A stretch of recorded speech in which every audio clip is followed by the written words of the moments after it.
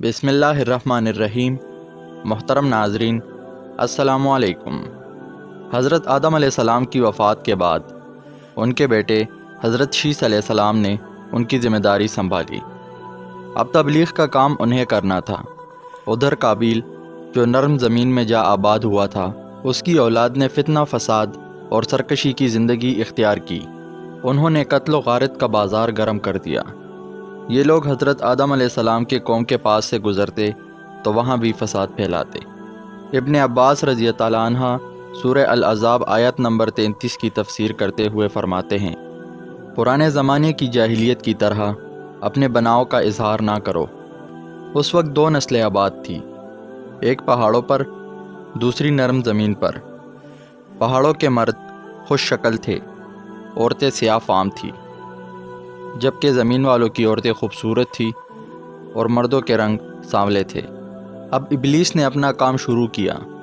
وہ انسانی شکل میں نرم زمین والوں کے پاس آیا اور ایک شخص کا غلام بن کر رہنے لگا۔ پھر اس نے بانسری شکل کی ایک چیز ایجاد کی اور اسے بجانے لگا۔ لوگ اس کی آواز سے متاثر اس کے ارد گرد بھیڑ لگا کر سننے لگے۔ پھر ایک دن میلے کا مقرر کر دیا گیا۔ اس میں ہزاروں مرد اور عورتیں جمع ہونے لگے۔ اتفاق سے وہاں ایک دن ایک پہاڑی آدمی بھی آ گیا۔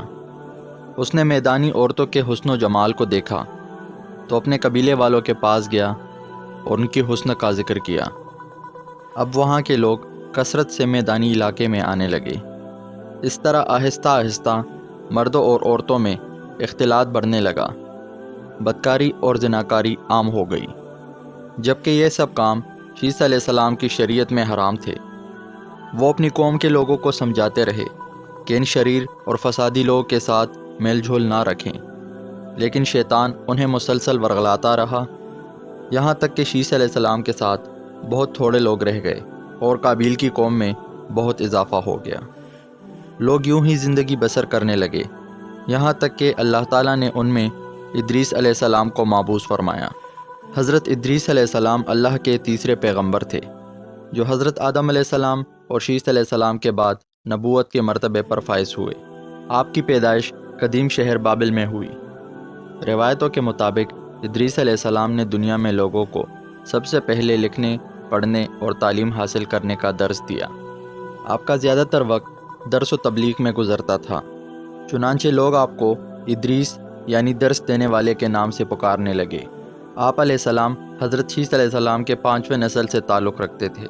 جب حضرت آدم علیہ السلام کے بیٹے حضرت شیث علیہ السلام کا انتقال ہوا تو کچھ عرصے بعد ان کے پیروکار بہت کم تعداد میں باقی رہ گئے۔ قابیل کی اولاد نے کفر و شرک، بدکاری اور بے حیائی کا بازار گرم کر رکھا تھا۔ زناکاری اور شراب نوشی عام تھی، ہر طرف بتوں کی پوجا اور آگ کی پرستش ہو رہی تھی۔ لہٰذا بنی آدم کی ہدایت اور رہنمائی کے لیے اللہ تعالیٰ نے حضرت ادریس علیہ السلام کا انتخاب کیا۔ نبوت کے مرتبے پر فائز ہوتے ہی آپ نے اپنی قوم کے بٹکے لوگوں میں تبلیغ کا کام شروع کر دیا، لیکن ہوا یوں کہ وہ سب آپ کے دشمن بن گئے۔ لہٰذا ادریس علیہ السلام نے اپنے پیروکاروں کے ساتھ بابل سے ہجرت کرنے کا ارادہ کیا۔ وہ مصر کی طرف روانہ ہوئے اور دریائے نیل کے قریب آباد ہو گئے، لیکن قابیل کی قوم کی وجہ سے آپ کو وہاں پر بھی راحت نہ تھی۔ وہ بار بار آپ پر حملہ کرتے۔ یہ حالت دیکھ کر آپ نے ہی اسلحہ یعنی جنگ کے ہتھیار کو بنانے کا فن عام کیا، لیکن قابیل کی قوم باز نہ آئی اور بار بار آپ نے ان کے ساتھ خون ریز جنگیں لڑی۔ محترم ناظرین، اگر آپ کو ہماری آج کی ویڈیو اچھی لگی ہو تو ویڈیو کو لائک اور مزید اسی طرح ویڈیوز دیکھنے کے لیے ہمارا چینل سبسکرائب کریں۔ ملتے ہیں اگلی ویڈیو میں، تب تک کے لیے اجازت دیجیے۔